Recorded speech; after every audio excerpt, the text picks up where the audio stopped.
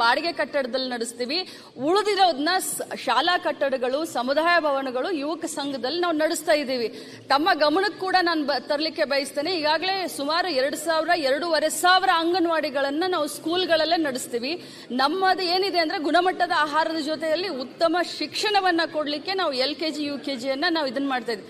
ಅದರ ಜೊತೆಯಲ್ಲಿ ನಾನು ಮಂತ್ರಿ ಆದ್ಮೇಲೆ ಎಲ್ಲ DC ಗಳ ಮೀಟಿಂಗ್ ಅನ್ನ ತೆಗೆದುಕೊಂಡು ಏನು ನಮಗೆ ಸೌಲಭ್ಯ ಎಲ್ಲಿ ನಮ್ಮ ಸರ್ಕಾರಿ ಜಮೀನಿದೆ ಅದನ್ನ ಕೊಡಿ ಅಂತ ಕೇಳೋದಕ್ಕೆ ಈಗಾಗಲೇ ಮಾನ್ಯ ಮುಖ್ಯಮಂತ್ರಿಗಳ ಸೂಚನೆ ಮೇರೆಗೆ ಈಗಾಗಲೇ ಸುಮಾರು 6,000 ಮೇಲ್ಪಟ್ಟು ನಿವೇಶನಗಳು ನಮಗೆ ಸಿಕ್ಕಿದಾವೆ. ಈ ವರ್ಷ ಬಜೆಟ್ ನಲ್ಲಿ 1,000 ಕಟ್ಟಡವನ್ನ ಕಟ್ಟಲಿಕ್ಕೆ ಕೂಡ ನಾವು ಪ್ರಾವಿಷನ್ ಮಾಡ್ಕೊಂಡಿದ್ದೀವಿ. ಆದ್ರೆ ಲೋವರ್ KG ಅಪ್ಪರ್ KG ಶಾಲೆಯಲ್ಲಿ ಶುರು ಮಾಡಕ್ಕ ಅದಕ್ಕೆ ದಯಮಾಡಿ ಅಡ್ಡಿ ಮಾಡಬೇಡ್ರಿ. ಯಾಕಂದ್ರೆ ಸರ್ಕಾರಿ ಶಾಲೆ ಉಳಿಬೇಕು, ಸರ್ಕಾರಿ ಶಾಲೆಯಲ್ಲಿ ಸಂಖ್ಯೆ ಹೆಚ್ಚಾಗಬೇಕಂತಂದ್ರೆ ಲೋವರ್ KG ಅಪ್ಪರ್ KG ಸರ್ಕಾರಿ ಶಾಲೆಯಲ್ಲೇ ಹೇಳಲಿಕ್ಕೆ ಬಯಸ್ತೇನೆ. ತಮ್ಮ ಕಾಳಜಿ ನಮಗೂ ಗೊತ್ತು. ಆದ್ರೆ 50 ವರ್ಷ ಆಯ್ತು ಅಂಗನವಾಡಿಗಳನ್ನ ಪ್ರಾರಂಭ ಮಾಡಿ, 50 ವರ್ಷ ಆಯ್ತು. ನಾವು ಕೂಡ ಕಲಿಕೆ ಜೊತೆ ಉತ್ತಮವಾದಂತ ಗುಣಮಟ್ಟದ ಆಹಾರವನ್ನ ಕೊಡ್ತೀವಿ.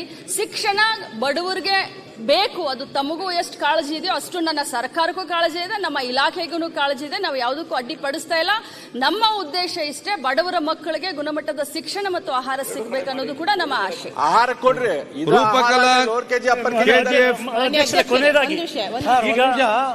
ಸಚಿವರೇ, ಇಲ್ಲಿ ರೆಂಟ್ ಅನ್ನು ಫಿಕ್ಸ್ ಮಾಡಿ ಅನೌನ್ಸ್ ಮಾಡ್ತೀವಿ ಅಂತ ಹೇಳಿದ್ರಿ. ಇವತ್ತು ನಗರ ಪ್ರದೇಶಕ್ಕೆ ಬೆಂಗಳೂರು ಅಂತ ಕಡೆಗೆ ಒಂದು ಮತ್ತು ಹಳ್ಳಿ ಪ್ರದೇಶಗಳಿಗೆ ಇದಕ್ಕೆ ಇವತ್ತು HRACC ಇದನ್ನೆಲ್ಲ ಏನು ಕೊಡ್ತೀರಿ ಇದಕ್ಕೆ ಅನುಗುಣವಾಗಿ ಆ ರೀತಿಯಲ್ಲಿ ಬೆಂಗಳೂರು ಅಂತ ಪ್ರದೇಶಗಳಿಗೆ, ನಗರ ಪ್ರದೇಶಗಳಿಗೆ ಸ್ವಲ್ಪ ಜಾಸ್ತಿ ಕೊಡುವಂಥದ್ದನ್ನು ಕೂಡ ತಾವು ಗಮನ ವಹಿಸಬೇಕು. ಮಾನ್ಯ ಅಧ್ಯಕ್ಷರೇ, ಈಗ ಅಂಗನವಾಡಿ ಕಾರ್ಯಕರ್ತೆ ಅವರಿಗೆ ರವಿ ಸುಬ್ರಹ್ಮಣ್ಯಂ ಅವರು ಏನ್ ಪ್ರಸ್ತಾಪ ಮಾಡಿದ್ದಾರೆ ಅಲ್ಲ, ನನ್ನ ವಿಧಾನಸಭಾ ಕ್ಷೇತ್ರದಲ್ಲೂ ಕೂಡ ಒಂದು 8-10 ಬರುತ್ತೆ. ಆಯ್ತು, ನಾನು ಮಾನ್ಯ ಮಂತ್ರಿಗಳು ಏನ್ ಮನವಿ ಮಾಡ್ಕೊಂತೀವಿ ಅಂತಂದ್ರೆ, ಇಲ್ಲಿ ಮಹಾನಗರ ಪಾಲಿಕೆದು ಸಪರೇಟ್ ಆಗಿ ಒಂದು ಅಂಗನವಾಡಿ ಕಲ್ಯಾಣ ಇಲಾಖೆಯಿಂದ ಅಂಗನವಾಡಿ ಸರ್ಕಾರದಿಂದ ಬರುತ್ತೆ. ದಯಮಾಡಿ ಇಲ್ಲಿ ಉತ್ತಮ ಗುಣಮಟ್ಟದ ಆಹಾರವನ್ನು ಕೊಡ್ತಿಲ್ಲ, ಸ್ವಚ್ಛತೆಯನ್ನು ಕೂಡ ಕಾಪಾಡ್ತಿಲ್ಲ. ರವಿ ಸುಬ್ರಹ್ಮಣ್ಯ ಅವ್ರು ಹೇಳ್ದಂಗೆ ಅಲ್ಲಿ ಕೂಡ ಬಾಡಿಗೆ ಕೊಡಕ್ಕೂ ಕೂಡ ಆಗ್ತಿಲ್ಲ. ದಯಮಾಡಿ ಯಾರೋ ಒಂದು ಇಲ್ಲ ಮಹಾನಗರ ಪಾಲಿಕೆ ವಹಿಸ್ಕೋಬೇಕು ಅಂಗನವಾಡಿನ, ಇಲ್ಲ ಅಂತಂದ್ರೆ ಕಲ್ಯಾಣ ಇಲಾಖೆ ವಹಿಸ್ಕೋಬೇಕು. ಕೊಡಬೇಕು. ಅಲ್ಲಿ ಯಾರು ಬರ್ತಾ ಇದಾರೆ? ಯಾರೋ ಪಾಪ ಕೂಲಿ ನಾಲಿಗಳು ಮಾಡೋ ಮಕ್ಕಳು ಕೂಡ ಅಲ್ಲಿ ಬರ್ತಾ ಇದ್ದಾರೆ. ಅದು 4 ಜನ ಬರ್ತಾ ಇದ್ದಾರೆ. ದಯಮಾಡಿ ರಿಕ್ವೆಸ್ಟ್ ಮಾಡ್ಕೊಳ್ಳೋದು ನಿಮ್ಗೆ, ಒಳ್ಳೆ ಗುಣಮಟ್ಟದ ಅಲ್ಲಿ ಒಂದು ಕೊಠಡಿಯನ್ನು ನಿರ್ಮಾಣ ಮಾಡಬೇಕು, ಗುಣಮಟ್ಟದ ಒಂದು ಆಹಾರವನ್ನ ಕೊಡಬೇಕು, ಸ್ವಚ್ಛತೆಯನ್ನ ಕಾಪಾಡ್ಕೋಬೇಕು. ಆ ದೃಷ್ಟಿಯಿಂದ ಮಾಡ್ತು ಅಂತಂದ್ರೆ ಅಲ್ಲಿ ಒಂದು ಒಳ್ಳೇದಾಗುತ್ತೆ ಅಂತ ಕೇಳ್ತೀನಿ. ಮಂತ್ರಿಗೆ ಅಂಗನವಾಡಿ ಕಾರ್ಯಕರ್ತೆ ಈಗಾಗಲೇ ಗೌರವಧನ ಬರೇ ಕಡಿಮೆ ಇರುವಂತದ್ದು 10,000 ಒಳಗೆ 8,000 ಇದೆ.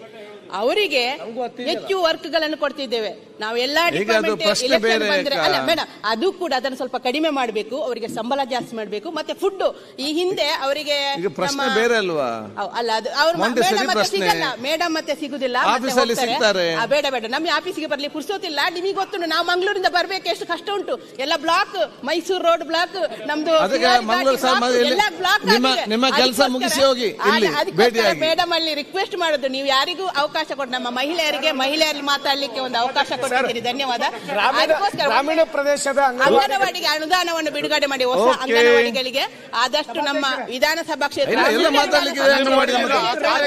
ಕಾಲೇಜಿಂದ ಅನುದಾನವನ್ನು ಒದಗಿಸಿಕೊಡ್ಬೇಕಂತ ವಿನಂತಿ ಮಾಡ್ತಿದ್ದೇನೆ.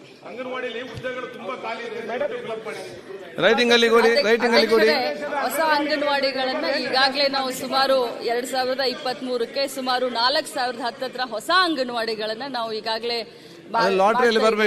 ಮಾಡ್ತಾ ಇದ್ದೀವಿ. ಅದರಲ್ಲೂ ಬಸವನಗುಡಿಗೆ 5 ಅಂಗನವಾಡಿಗಳು ಬಂದಿದೆ. ಇಡೀ ಬೆಂಗಳೂರಿಗೆ 209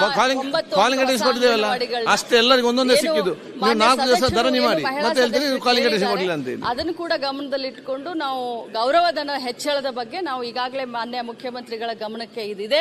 2017ರಲ್ಲಿ ನಮ್ಮ ಮುಖ್ಯಮಂತ್ರಿಗಳಾದಂಥ ಸಿದ್ದರಾಮಯ್ಯನವರನ್ನೇ ಈ ಒಂದು ಅಂಗನವಾಡಿಯ ಕಾರ್ಯಕರ್ತರು ಮತ್ತು ಸಹಾಯಕಿಯರ ಗೌರವಧನವನ್ನ ಅವಾಗ ಮುಖ್ಯಮಂತ್ರಿ ಇದ್ದಾಗ ಏರಿಸಿದ್ದು, ಇನ್ನೂವರೆಗೂ ಯಾರು ಏರಿಸಲಿಲ್ಲ. ಈಗಲೂ ಕೂಡ ನಮ್ಮ ಎದುರುಗಡೆ, ನಮ್ಮ ಸರ್ಕಾರದ ಎದುರುಗಡೆ ಈಗಲೂ ಕೂಡ ಮಾನ್ಯ ಮುಖ್ಯಮಂತ್ರಿಗಳು ಮಾಡ್ತಾರೆ ಅಂತ ಅವರು ಈಗಾಗಲೇ ಭರವಸೆಯನ್ನು ಕೊಟ್ಟಿದ್ದಾರೆ.